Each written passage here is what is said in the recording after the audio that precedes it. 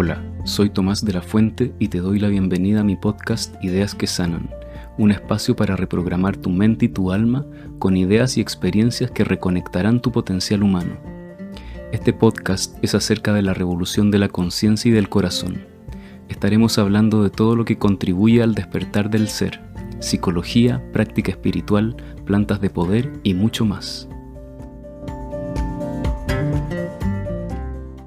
La ansiedad y el cómo gestionamos nuestro enojo son dos cosas que están vinculadas de manera muy directa. Entonces quiero hablar de esto, ¿sí?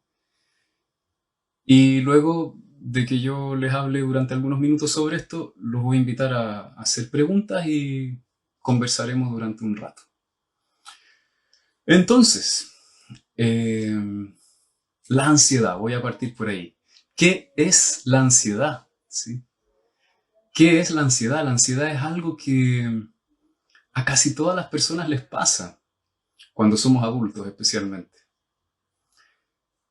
Y la ansiedad, creo que la palabra ansiedad ha confundido un poco las cosas en el sentido de que ansiedad es un término muy técnico para nombrar una emoción mucho más simple y más sencilla. La ansiedad es miedo.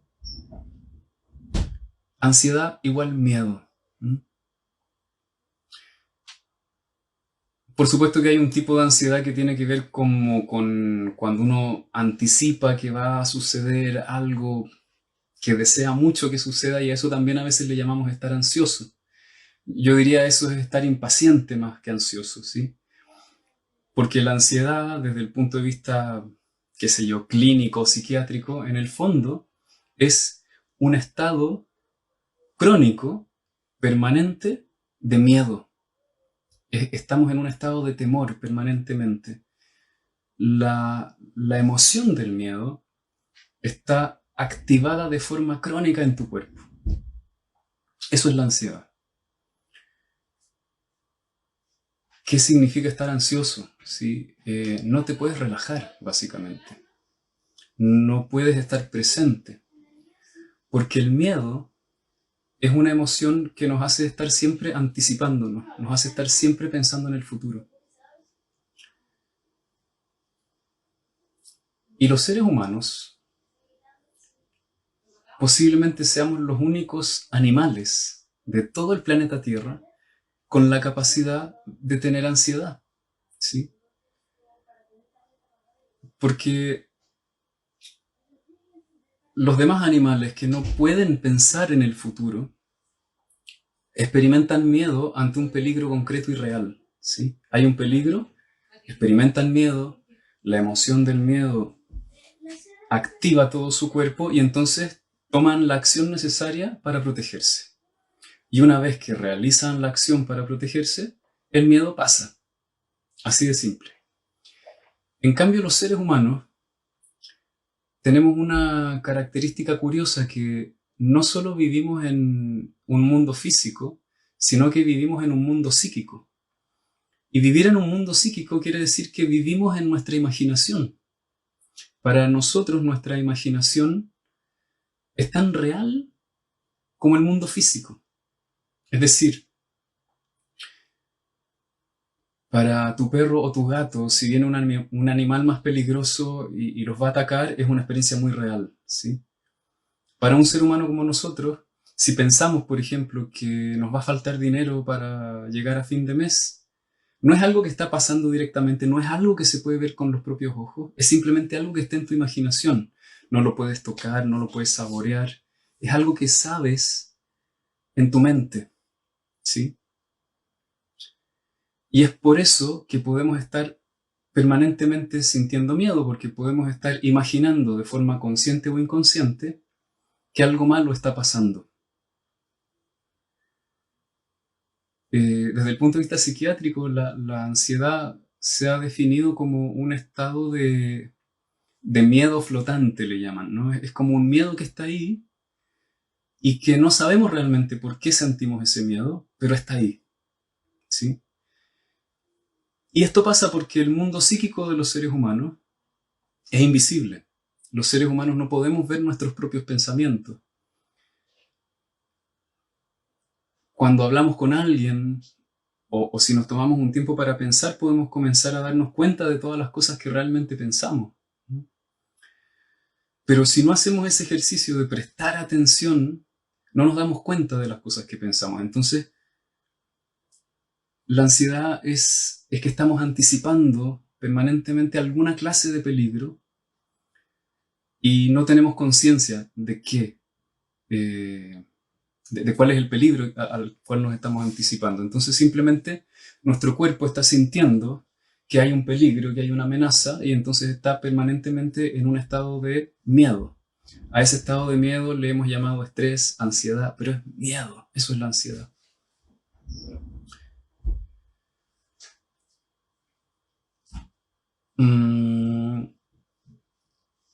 Y la mayor parte de los pensamientos que pensamos, ¿sí?, y que nos generan ansiedad, realmente son cosas que no están pasando, o que si pasaran no tendrían ningún desenlace fatal.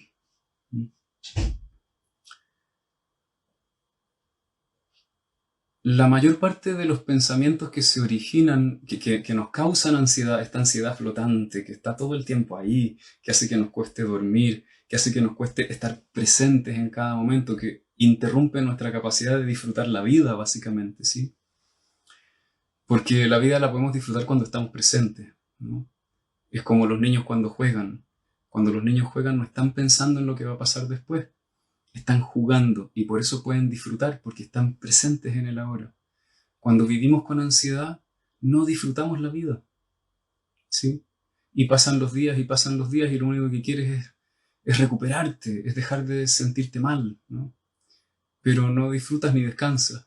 Y no se pasa, porque no sabes cuál es la amenaza que está ahí en tu subconsciente, para llamarlo de alguna manera. Y bueno, y la mayoría de estos pensamientos de ansiedad se originan obviamente en vivencias de infancia, se podría decir, sobre todo esta ansiedad flotante. Y son situaciones que pasaron hace tanto tiempo que ya ni siquiera sabemos a qué le tenemos miedo.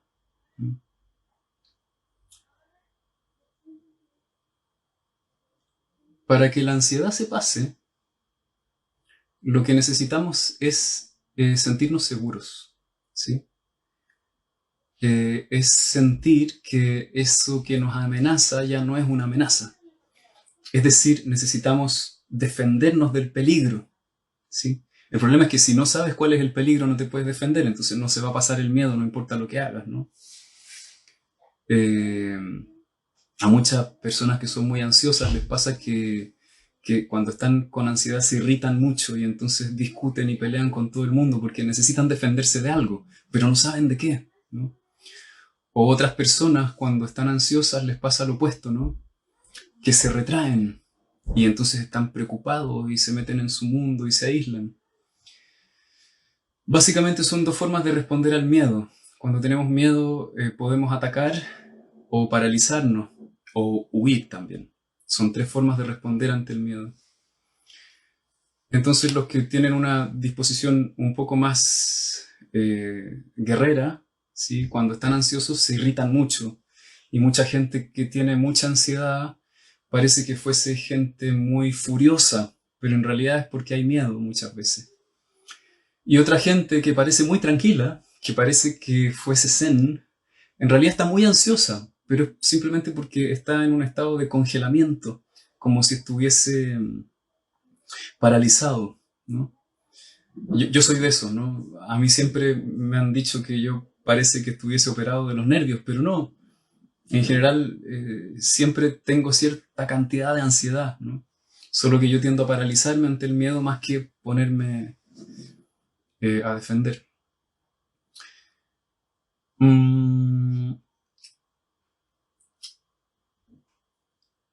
Entonces la pregunta, este es el asunto, ¿no? ¿De quién nos tenemos que defender?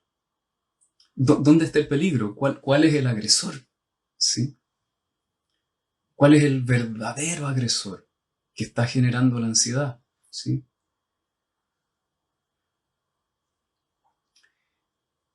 Y hay algo a lo que en el psicoanálisis se le llama el superyo, ¿sí? Que son todas las cosas que pensamos que deberíamos ser o que deberíamos hacer para estar seguros en la vida. El superyo es una especie de policía que llevamos dentro que siempre nos está diciendo: tú deberías hacer o ser o comportarte de cierta forma. Y si no lo haces de esa forma, lo que te va a pasar es espantoso. ¿Sí? Eso es el super yo. Es una especie de policía controlador que te tiene permanentemente bajo amenaza. Y como mecanismo de defensa, cuando fuimos niños, tuvimos que adaptarnos a muchas formas de ser que no eran espontáneas, que no era lo que hubiésemos querido ser, hacer o sentir. Simplemente no había espacio para ser, hacer o sentir lo que estábamos siendo, haciendo y sintiendo. Porque a los adultos les irritaba, porque no lo podían aceptar, por miles de motivos. Entonces ahí fuimos construyendo este super yo que nos fue diciendo: mira, tú no tienes, por ejemplo, que estar triste, o no tienes que llorar, o no tienes que enojarte, o no tienes que hacer mucho ruido, o no tienes que jugar tanto, o tienes que jugar mucho, o no tienes que sonreír tanto, o tienes que sonreír todo el tiempo, porque o si no, lo que va a pasar va a ser una tragedia. Te van a rechazar, no te van a querer, te van a criticar, te van a juzgar, te van a castigar, te van a golpear, etc. Y lo que fuimos haciendo fue progresivamente volvernos cada vez más obedientes a este super yo, a este policía interno, para sobrevivir, para adaptarnos a la realidad en la que estábamos, ¿no? Por supuesto que cuando fuimos niños habían cosas que estaban bien y habían cosas que no estaban bien para nosotros. Y para poder sobrevivir a lo que no estaba bien para nosotros, tuvimos que adaptarnos, es decir, tuvimos que obedecer a este super yo que básicamente nos decía: mira, si tú vas por la vida usando tu corazón, o usando tu cabeza, o usando todos tus brazos, te va a ir mal. Entonces hay alguna parte de ti que te vas a tener que cortar. Córtatela y así te va a ir mejor, ¿no? Entonces, si lo que rechazaban eran nuestras emociones de enojo, córtate las emociones de enojo. Si lo que rechazaban era nuestro impulso, nuestra vitalidad, corta tu vitalidad, ¿ya? Y entonces te tienes que convertir en la persona que deberías ser, ¿sí? No, hay algo en el cómo eres que no está bien. Desde la base hay algo que no está bien porque no lo aceptan. Entonces no tienes que ser así, tienes que ser de otra forma. Entonces este super yo lo que hace es forzarnos a actuar de una manera que juzga ideal, ¿sí? Es un personaje, esta forma ideal de ser es un personaje que el super yo determinó que era más seguro ser. Y pasa que en la realidad no somos ese personaje. Es posible que muchas partes de nuestro ser esencial coincidan con ese personaje, pero hay otras partes que no calzan ahí. Y entonces cada vez que esas partes que no calzan ahí se activan, tienen una necesidad, lo que va a pasar es que vamos a sentir ansiedad. Porque si mi super yo dijo: tú no debes estar nunca triste, tienes que sonreír siempre. Porque tú sabes que si tú no sonríes, tu mamá empieza a sentir angustia. Y si tu mamá empieza a sentir angustia, te empieza a interrogar y te empieza a preguntar invasivamente qué es lo que te pasa. Y si no le respondes, tu mamá se empieza a desesperar y después te empieza a criticar y después te empieza a juzgar. Y eso es tan doloroso que mejor no estés triste, sonríe siempre, porque si tú sonríes todo el tiempo, tu mamá no se va a meter en tu vida. Es solo poner un ejemplo, ¿no? Entonces, siguiendo esta misma lógica, Si me pasara hoy que un día realmente me siento triste y no puedo sonreír, me es imposible sonreír hoy día, entonces voy a empezar a sentir ansiedad, porque mi super yo va a empezar a descalificarme, me va a empezar a decir que está mal ser como soy, que está mal no tener ganas de sonreír. Y me va a estar, sin que yo me dé cuenta, amenazando. Si no sonríes, hay algo que está básicamente mal en ti. No vales tanto, ¿sí? No eres tan digno de amor. Y es más, mi super yo es quien me descalifica y quien me odia a mí mismo. Y entonces, obviamente, no solo hoy día no tengo ganas de sonreír porque me siento triste, sino que lo que va a empezar a pasar es que soy yo mismo el que se está rechazando, ¿sí? Porque lo que nos pasa a los seres humanos es que acabamos estando de parte del super yo, porque es nuestro mecanismo de adaptación. Entonces a nuestro verdadero ser, o al menos esas partes de nuestro ser que no calzan con este super yo, las rechazamos, las humillamos, las aplastamos, las desvaloramos, las ignoramos, las queremos expulsar de nuestro ser.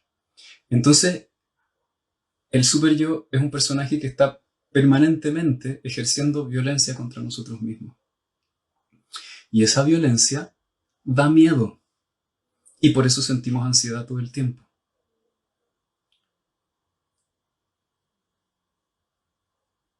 Eh, entonces, obviamente, si en tu vida hubiese una situación estresante, no sé, por ejemplo, qué sé yo, estás haciendo una transición en tu trabajo, no sabes si las cosas van a ir bien, qué sé yo, hay, hay, hay un nivel que tiene que ver como con la realidad inmediata, que uno podría decir, claro, obviamente estás ansioso porque estás haciendo un cambio difícil, es estresante, pero lo que realmente genera ansiedad no son las cosas que nos pasan en lo externo, ¿sí? Es este mecanismo interno que está permanentemente generando una amenaza, ¿sí? Y nos hace sentir inseguros, nos hace sentir que hay peligro, ¿sí? No es que, a ver, hay gente que es insegura en el sentido de que es tímida, no sabe si va a poder hacer las cosas, pero hay gente que se siente muy segura de sí misma y siente que puede todo, igual tiene ansiedad. Me refiero a que no tiene que ver con la timidez esta inseguridad, es la sensación de que hay peligro, una sensación básica, ¿no? Y cuesta mucho identificar qué es lo que nos genera ansiedad, porque todas estas cosas son pensamientos, son autoexigencias que no son obvias. No son obvias porque nosotros mismos no tenemos conciencia de ellas, porque no se ven, no se pueden tocar, no están escritas en una pared, están sucediendo ahí debajo de tu conciencia. Normalmente son cosas que logramos descubrir después de hacer un proceso y un ejercicio de autoobservación bastante profundo.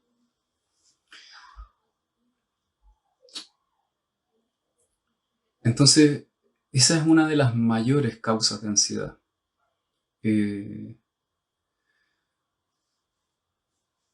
y también quiero hablar de la energía de la rabia, de la agresión, y que está muy vinculado a esto, porque, como yo les decía, para poder dejar de sentirse en peligro, necesitamos defendernos del verdadero peligro, ¿sí? Y el verdadero peligro es nuestro super yo, ¿sí? El verdadero peligro es, qué sé yo, supongamos que estás haciendo un proyecto y estás aterrorizado porque vas a fracasar y supongamos que fracasaras, ¿no?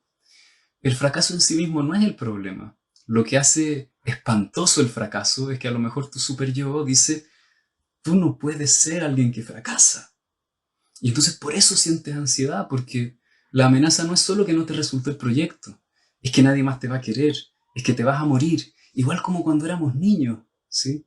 Porque cuando éramos niños, cuando las cosas eran difíciles, las experimentábamos de manera aterrorizante, ¿sí? Entonces ese es el asunto. Entonces, ¿de quién tenemos que defendernos realmente? Tenemos que defendernos del super yo. Tenemos que poder comenzar a dirigir nuestra agresión contra este personaje, ¿sí?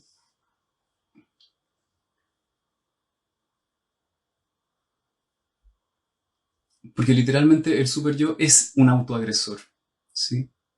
Y muchas veces pasa con la energía de la agresión, suelen haber dos posibilidades con esa energía, que o la reprimimos o estallamos hacia afuera, ¿sí?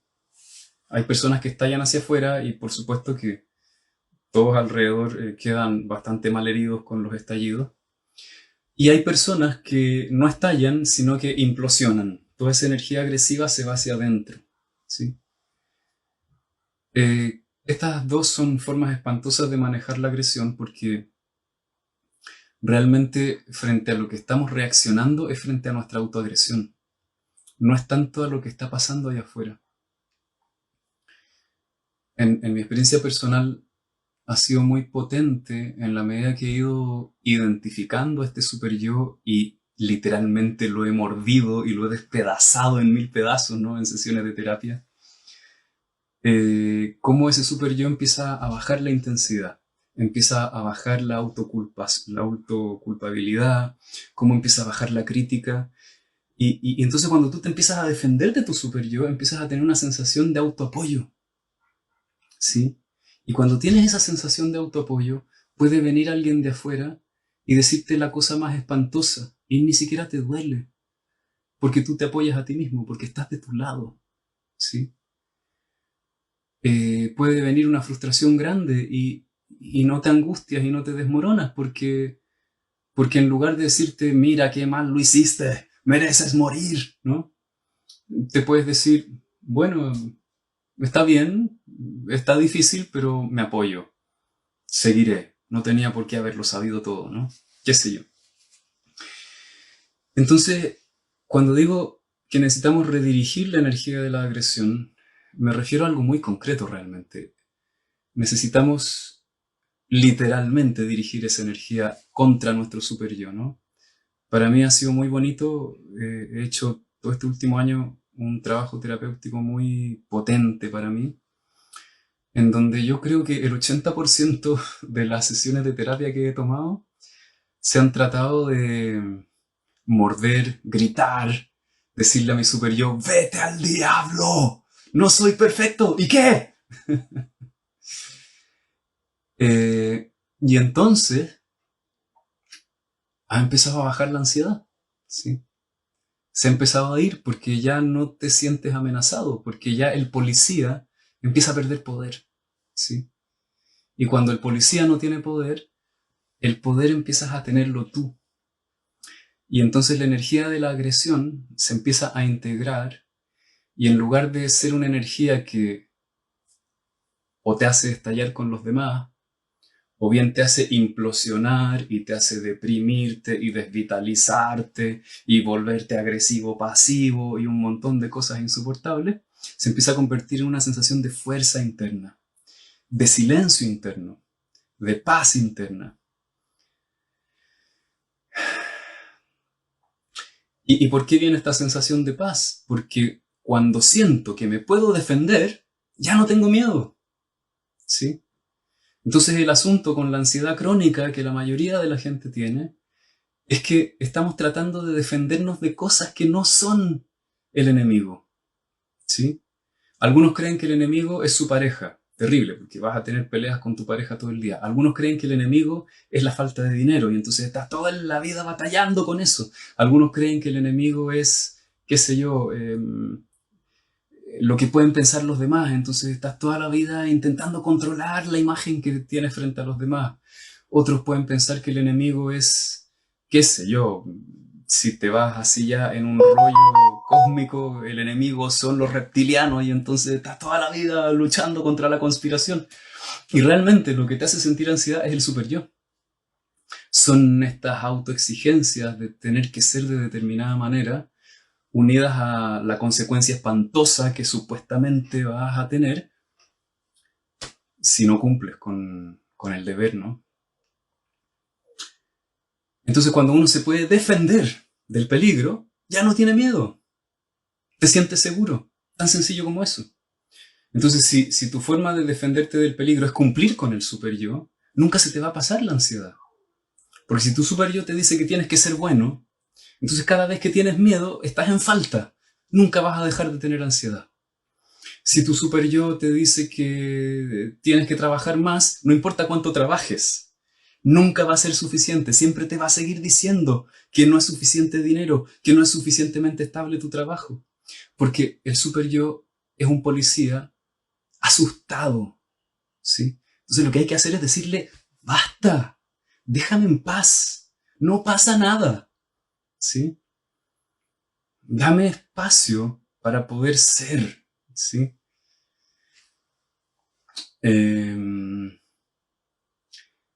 Entonces a mí me gusta decir esto, ¿no? El problema con la energía agresiva es que siempre la estamos dirigiendo hacia los objetos incorrectos. Entonces podemos estar teniendo conflictos permanentes, crónicos con todo el mundo, o autoagrediéndonos de manera crónica, porque al agresor real no lo estamos viendo, porque el agresor real es invisible, ¿sí? El agresor real está ahí dentro de tu cabeza, ¿sí? No está ahí afuera. Y es difícil dirigir la agresión contra algo que no está ahí afuera, ¿sí? Es fácil dirigir la agresión contra, qué sé yo, un cojín, una persona, lo que sea, ¿no? Algo concreto, físico, palpable. Pero bueno, en la medida que vamos identificando este super yo, podemos empezar a redirigir la agresión al lugar correcto. Hay un video que tengo en YouTube en donde hay un ejercicio que puedes hacer, que es un ejercicio para trabajar con el super yo y reencauzar todo este flujo energético. Entonces, si alguien está interesado en comprender esto de forma vivencial, puede ir a ver el ejercicio. Se llama algo así como, ¿cómo se llama el video? Eh, Algo del tirano interno, no recuerdo ahora bien el título, pero tirano interno, si lo buscan como eso en mi canal de YouTube lo vas a encontrar. Bueno, eso les quiero contar como introducción y invitarlas a preguntar lo que quieran preguntar y así esto se pone más interesante y podemos ir más profundo en todo esto. Voy a ver si hay alguna pregunta aquí. Ya, espero sus preguntas. Hola Mario Jani.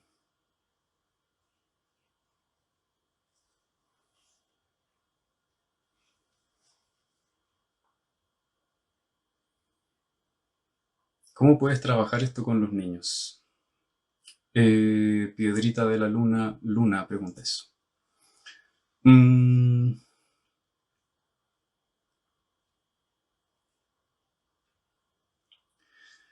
A ver, este es el asunto con los niños, ¿no? Ellos inevitablemente se tienen que adaptar al mundo adulto, ¿sí? Entonces, mientras más desoigamos sus necesidades, más rígido va a ser el super yo que van a tener que construir. Entonces, lo que hay que hacer es escuchar a los niños, es poder conectar con ellos, ¿sí?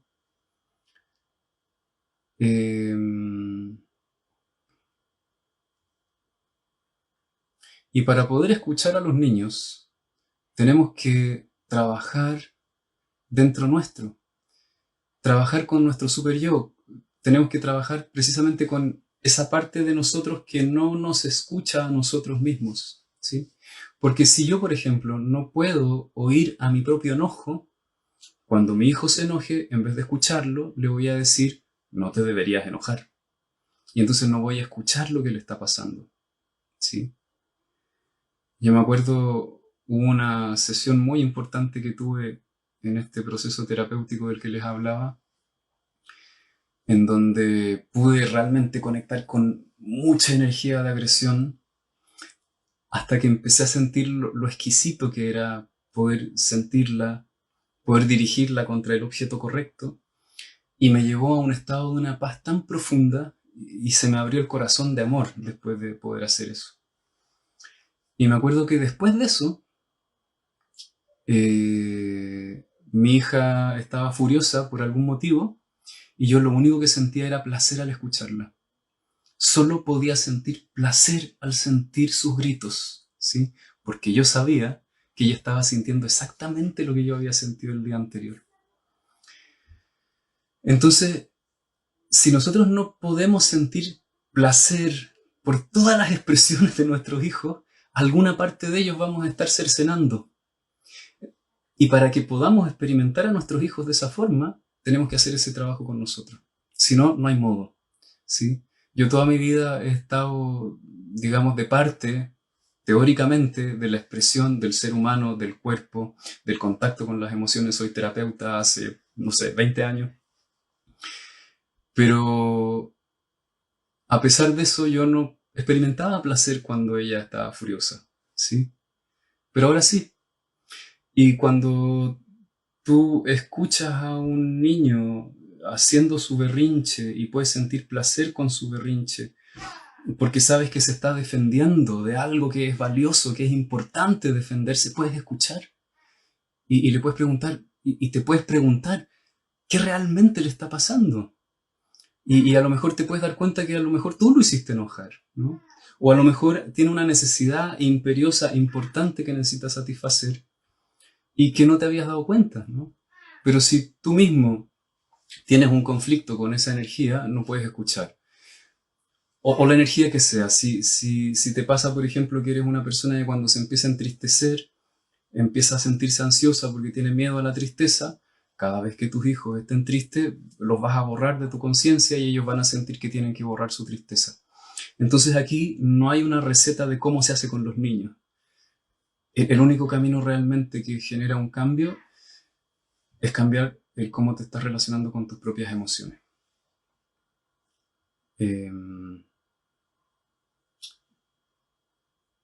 A ver, voy a ver otras preguntas que hay aquí.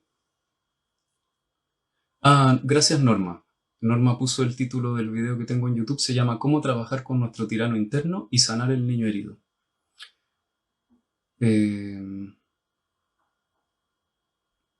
Dice, Prisi, dice mi hija que está escuchando, pregunta ¿por qué no podemos resolver todo en una sesión?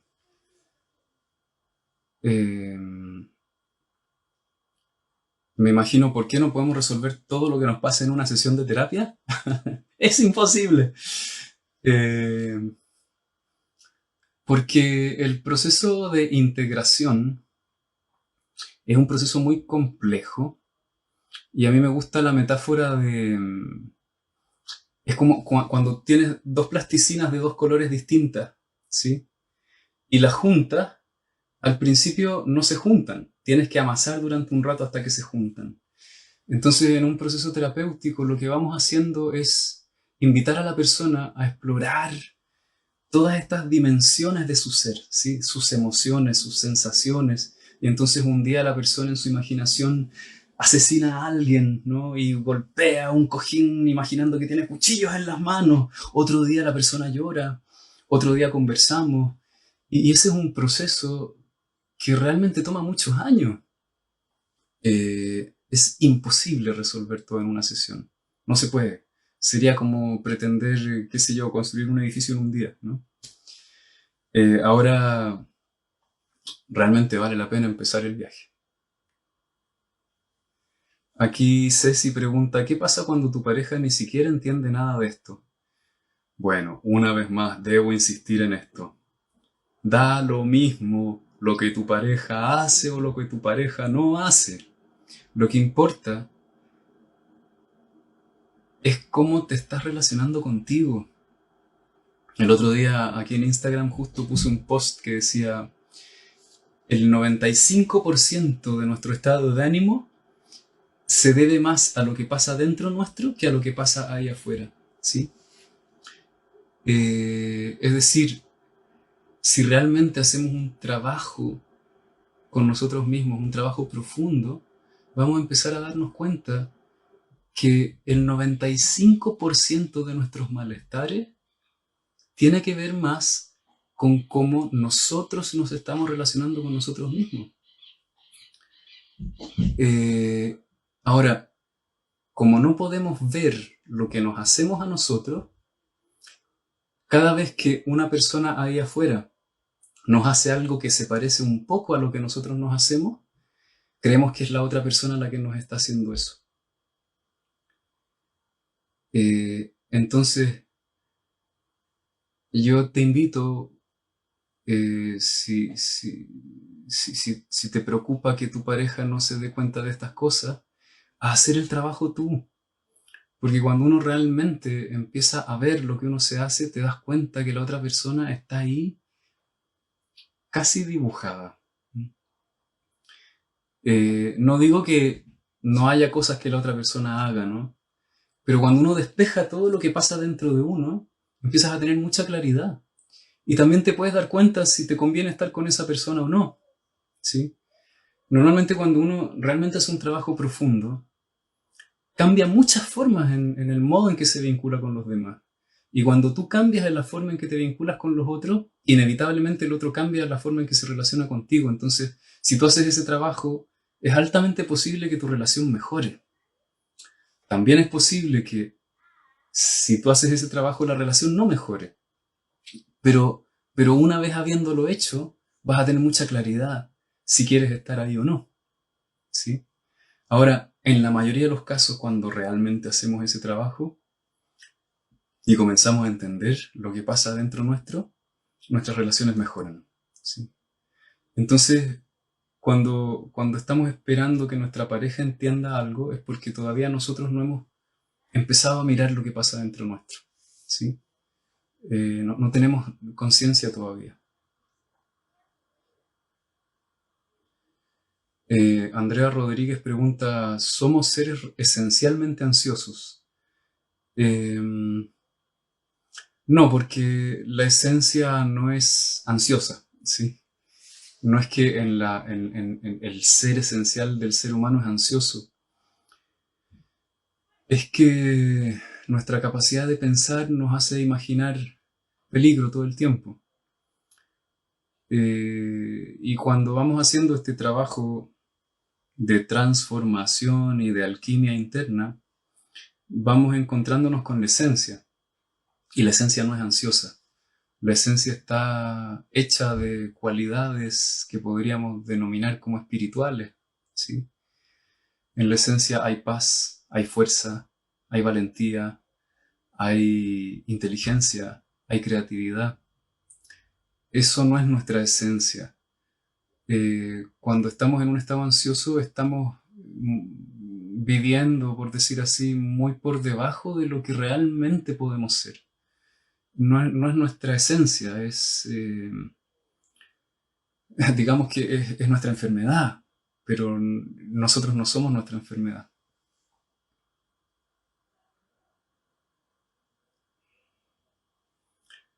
Camila Sara te dice, ¿cómo se puede trabajar la autoagresión con adolescentes? Eh,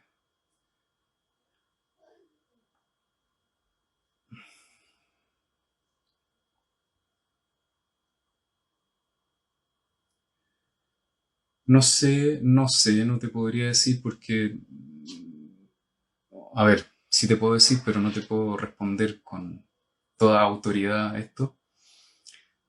Pero básicamente se trataría de empezar a escuchar su furia, ¿no?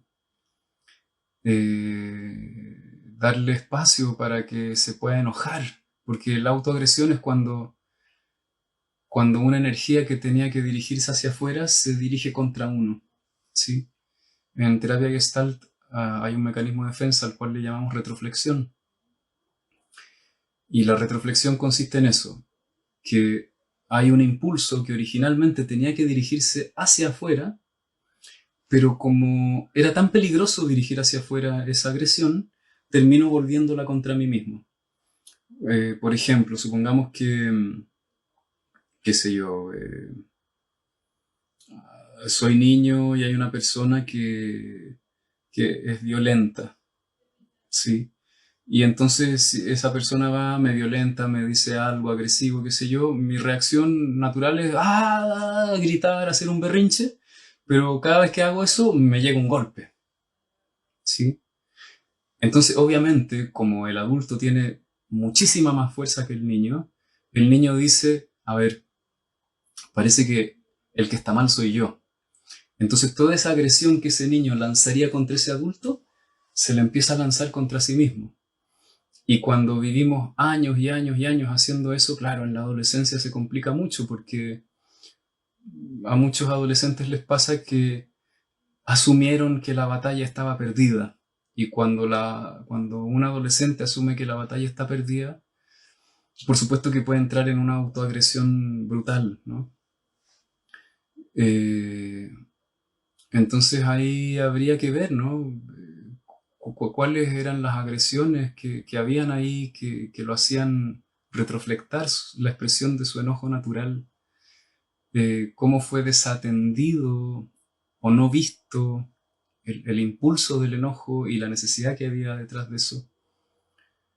Y cuando hay autoagresión, es necesario que ese adolescente haga un trabajo terapéutico, porque la retroflexión es un mecanismo de defensa que requiere que el cuerpo pueda reexperimentar cómo es sacar esa energía hacia afuera, ¿no? Entonces, en un trabajo terapéutico, cuando hay alguien que se retroflecta mucho, hay que pedirle que golpee, que grite, que zapatee, hasta que su cuerpo entienda que la agresión no es una energía que se vuelva contra uno mismo.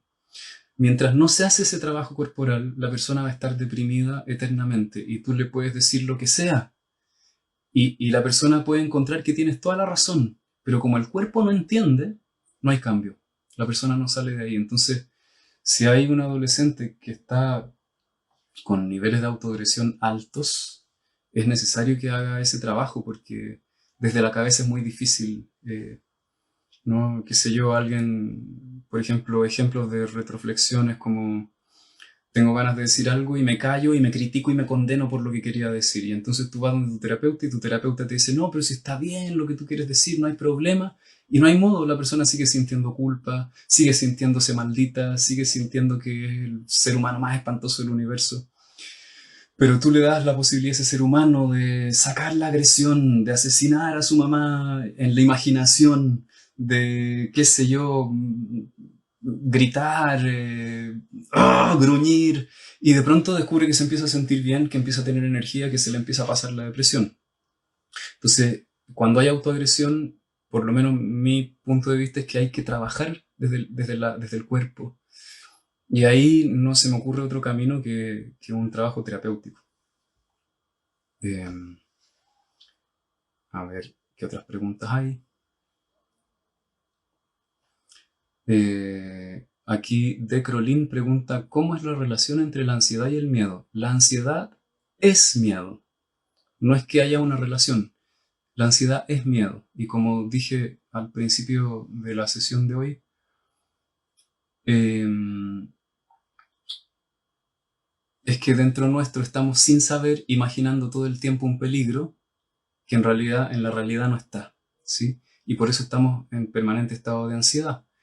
Y como no identificamos cuál es el verdadero agresor que nos genera miedo, estamos toda la vida tratando de controlar distintos factores externos y no importa cuánto los controlemos, seguimos sintiéndonos ansiosos, ¿sí? Es como, supongamos que todos los días viniese un matón a tu casa, ¿no? A golpearte, ¿no?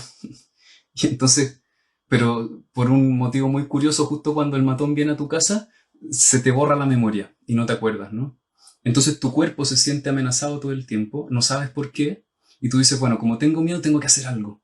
Y entonces te esfuerzas a lo mejor por trabajar mucho, te esfuerzas por controlar a tu pareja, sobreproteges a tus hijos. Y no importa cuánto hagas todas esas cosas, te tienes que defender del verdadero agresor. Entonces, el miedo se pasa cuando podemos ver qué es lo que nos amenaza realmente. Y lo que yo les decía, en el 99,9999% de las personas, la amenaza es la autoagresión de este super yo que nos dice cómo tenemos y cómo deberíamos ser. Gracias, de Crolin, ahí como que hice un resumen de todo lo que hablé durante todo el libro. Vamos a ver si hay más preguntas. Hay muchas preguntas. Checho dice, ¿cómo trabajar los pensamientos intrusivos de connotación ansiógena? Ya, me parece, Checho, que te refieres como a las obsesiones, ¿no? Cuando, por ejemplo, qué sé yo, empiezo a pensar obsesivamente que se va a incendiar mi casa, o que si no me lavo las manos va a pasar algo espantoso, o que todos van a pensar que, no sé, soy homosexual y me van a atacar, o que, ¿y qué pasaría si me abusaron sexualmente, o seré pedófilo? Y en realidad todas esas cosas no son reales, no están pasando, pero uno está permanentemente sintiendo, pensando, tratando de controlar esos pensamientos, ¿no? Eh,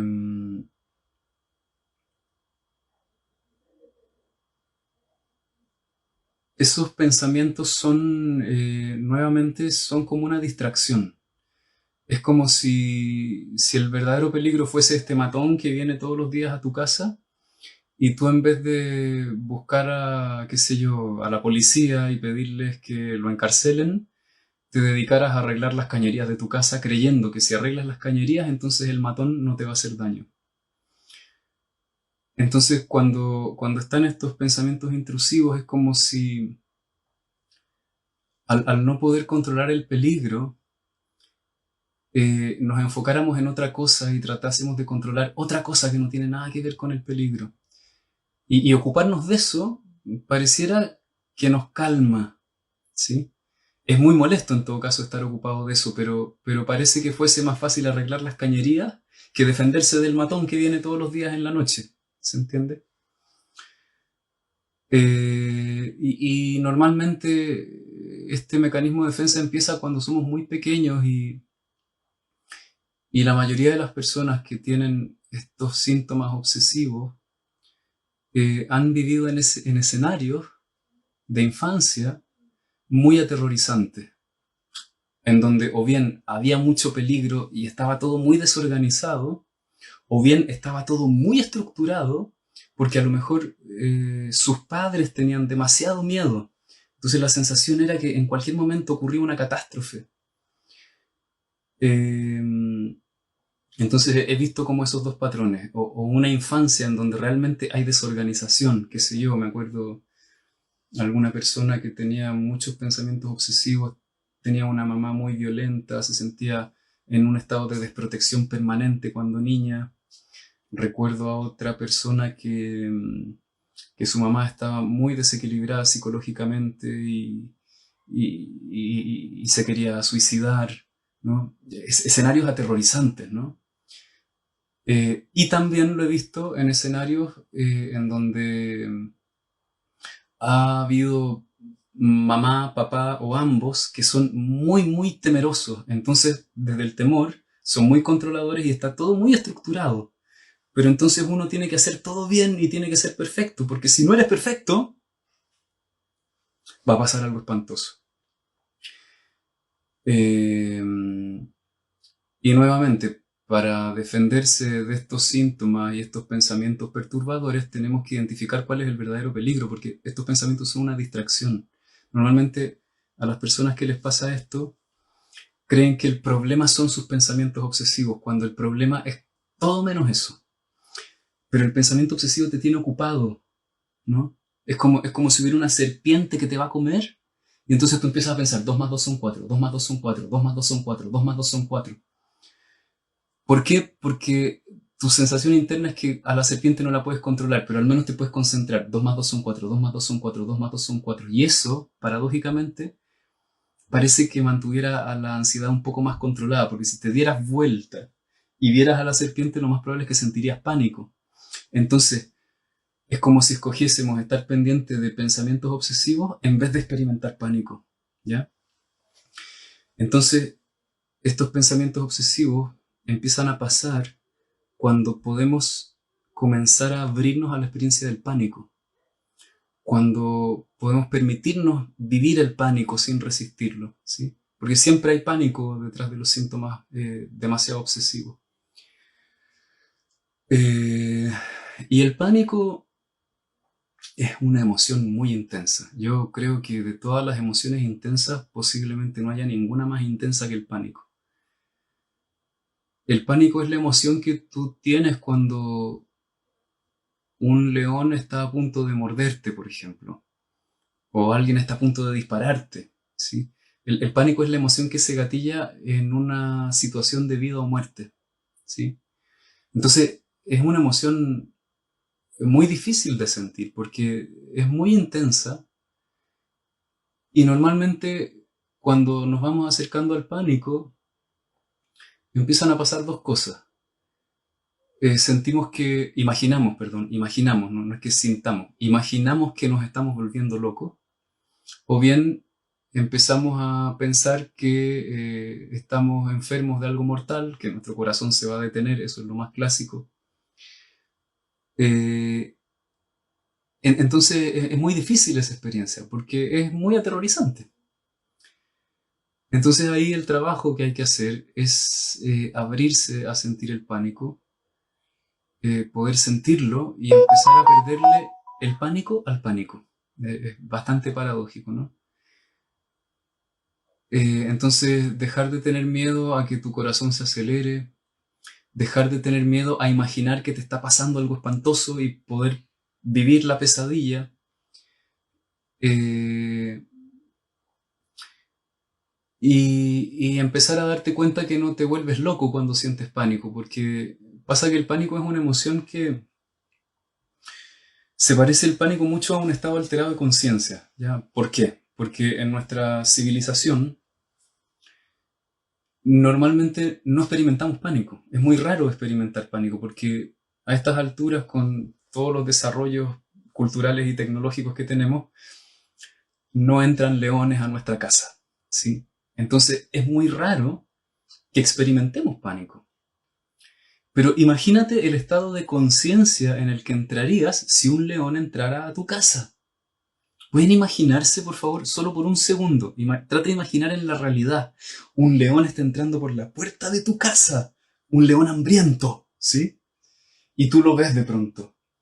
Y tú sabes que el león te va a comer, porque no te puedes defender de un león, ¿sí? Bueno, a lo mejor sí, si fuera un superhéroe de acción, a lo mejor podrías, pero un ser humano normal, lo más probable es que va a perder esa pelea, ¿sí? Entonces, tú no te puedes defender del león, sabes que vas a morir. Eso es el pánico, ¿ya? Es una emoción que gatilla una respuesta en tu sistema nervioso que es completamente diferente al estado de conciencia en el que estamos normalmente. Ya, solo puedo actuarlo, es algo así. Ya, lo hago así porque para que puedan entender lo que es el pánico. Entonces, cuando se gatilla una emoción así, pero no hay ningún peligro aparente, entramos en un estado de conciencia tan raro y empezamos a sentir que estuviésemos como en otro mundo. Entonces vemos a las demás personas y pareciera que las personas estuvieran en otra realidad distinta a nosotros, ¿sí? Y por eso es que muchas veces cuando sentimos pánico creemos que nos estamos volviendo locos. Pero en realidad eso no es locura. Así es como se siente el pánico. Entonces, estar pendiente de los pensamientos obsesivos básicamente es una forma de evitar sentir pánico. Justo a fin de año, en un grupo terapéutico, tuvimos una experiencia muy bonita con alguien que tenía muchos pensamientos obsesivos.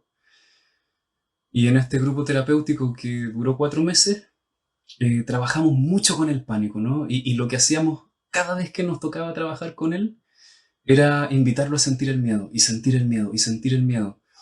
Y entonces él quería irse a sus pensamientos obsesivos todo el tiempo, pero yo le ayudaba, anda al cuerpo, siente el miedo, quédate en el miedo. Y después de que podía sentir su pánico 5 minutos, se empezaba a calmar, se iban los pensamientos obsesivos, su cuerpo se relajaba, ¿no? Entonces fue muy bonito el proceso que pudimos hacer con él. Después de los 4 meses ya estaba más tranquilo y había menos pensamientos obsesivos, ¿no? Entonces no hay nada que hacer con los pensamientos obsesivos. Uno, en general, la gente que tiene pensamientos obsesivos está todo el tiempo pidiéndole al terapeuta, por favor, dime qué hago con mis pensamientos obsesivos. ¿Qué hago? No, pero es que pienso que mi casa se va a incendiar. Es que necesito entender por qué pienso eso. No, pero es que dime, por favor, necesito saber que mi casa no se incendia. No hay caso, por ahí no se puede, ¿no? Hay que ir al cuerpo, hay que ir a experimentar el pánico. Eh,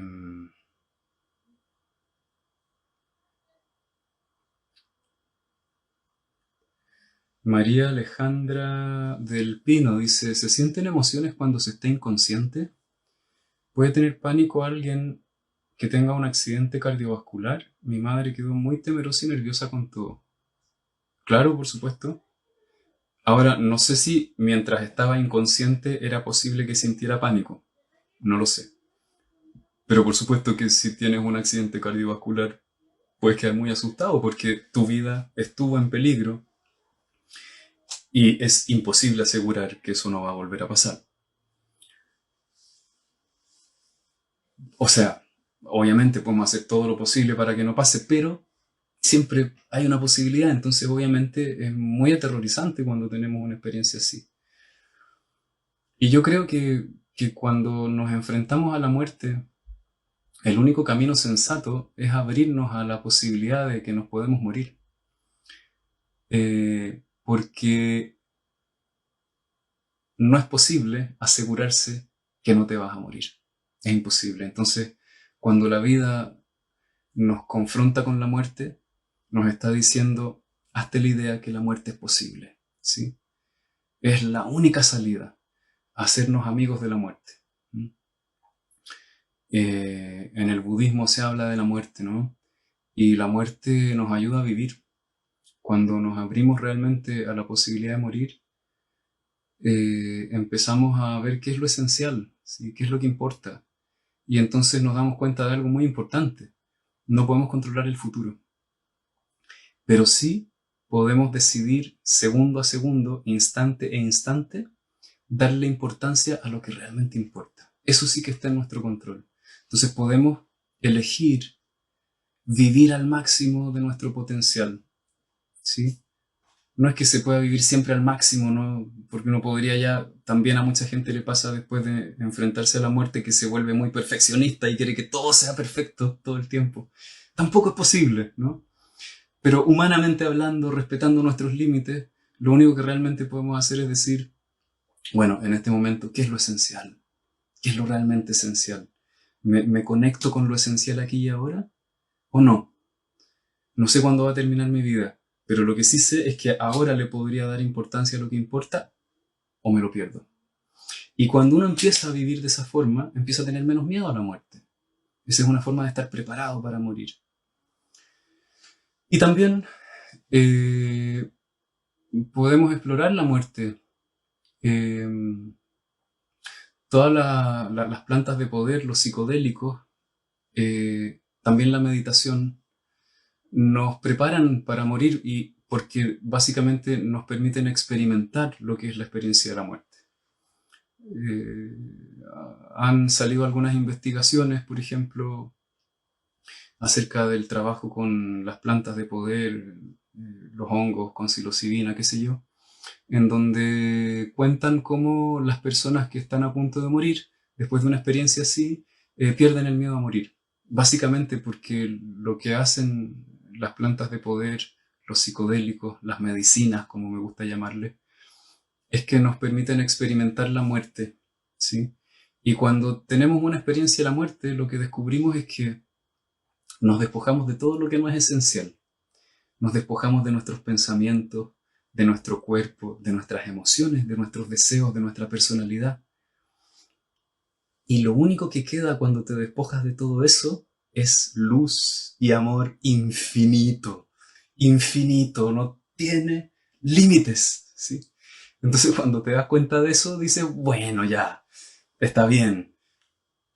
Me gusta estar aquí, me gusta compartir con los seres que amo, pero cuando muera no va a estar tan mal. Entonces me puedo relajar también, ¿no? Creo que nuestra cultura está muy llena de ansiedad porque tenemos una muy mala relación con la muerte, ¿sí? Es una cultura, yo creo que, yo creo que nos hemos vuelto un poco estúpidos porque no pensamos en la muerte, ¿sí? No nos relacionamos bien con ella. Nos hemos vuelto muy temerosos, muy ansiosos, muy controladores, no queremos morir, ¿sí? Hay, hay dos enfermedades que están en el top 10 de la gente que muere, son las enfermedades cardiovasculares y el cáncer. Y esas dos enfermedades están muy vinculadas a la dificultad de soltar el control. Entonces, bueno, yo creo que necesitamos aprender más sobre la muerte. Claudio Naranjo decía, los psicodélicos son como una especie de dinamita terapéutica que nos permitiría hacer cambios profundos.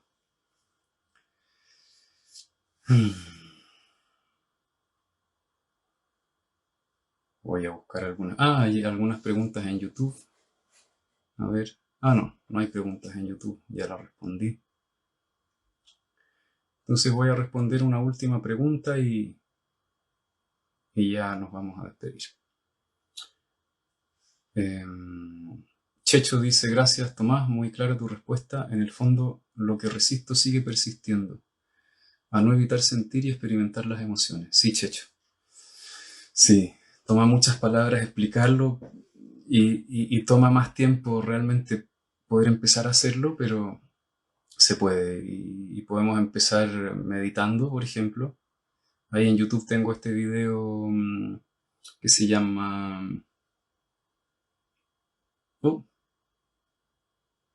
cómo limpiar el inconsciente, en donde enseño una técnica de meditación que nos ayuda a sentir, básicamente. Y bueno, y la otra cosa que ayuda, y ayuda bastante en este proceso de entrar en las emociones, soltar las resistencias, es la terapia, ¿no? Por lo menos yo hago terapia Gestalt, y la terapia Gestalt es para eso, ¿no? A ver si hay algo más. Habían unas preguntas más arriba.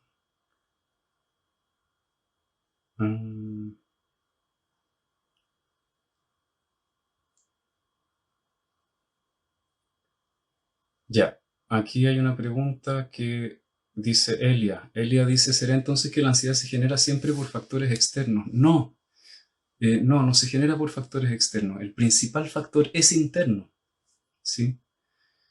Es solo que hay eventos ahí afuera que gatillan esto, ¿no? Qué sé yo, supongamos que lo que te genera ansiedad es la idea que te hiciste de niño que en cualquier momento un león va a entrar a tu casa y te va a comer, ¿ya? Entonces, cada vez que en el mundo externo hay cualquier cosa que se parezca a un león, algo de color amarillo café, algo que se parezca a una melena, algo que suene parecido a un león, se gatilla la ansiedad. Pero eso de color café podría ser el tarro de miel, podría ser los ronquidos de una persona, y entonces no es realmente lo que está ahí afuera lo que genera la ansiedad, es algo que está dentro tuyo. Pero como eso que está dentro no lo podemos ver, entonces no entendemos bien por qué estamos todo el tiempo ansiosos, ¿no? Y nos vemos. Que les vaya muy bien. Gracias por estar en este primer live y podcast de Ideas que Sanan. Chao.